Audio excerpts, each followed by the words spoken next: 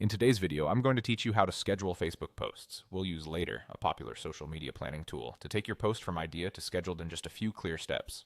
By the end, you'll have a post queued up to go live exactly when you want, without needing to be at your computer. First, log into Later. You can do this on desktop for the easiest workflow. Once you're in, you'll see your calendar and the media library. If you manage multiple brands or pages, double check you're in the right workspace so your content ends up in the correct place. Next, upload your media to the media library. Click to upload your images or videos, or drag and drop them right in. Make sure your media is high resolution and properly cropped for Facebook. A quick tip, rename files or add notes so you can recognize them later, and keep your library organized by campaign or theme to speed things up next time. With your media uploaded, drag the image or video you want onto a date on the calendar. You can drop it on the exact day you want it to publish. If you switch between month and week views, you'll get a better sense of spacing and cadence, especially when planning multiple posts.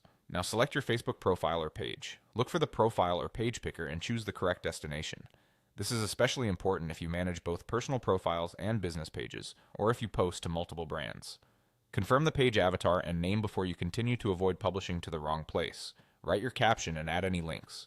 Facebook allows clickable links and captions, so paste the full URL where you want people to go.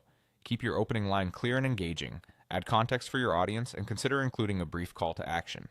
If you track campaigns, you can use a shortened link or UTM parameters, and if your post needs line breaks or emojis for readability, add them here. Aim for clarity and value first. You can always refine later. Finally, set the date and time, then click Schedule. Choose a time that aligns with your audience's time zone and typical engagement patterns. After you hit Schedule, you should see the post appear on your calendar with its publish time. If you spot anything you want to tweak, you can open that scheduled post, adjust the caption or timing, and resave.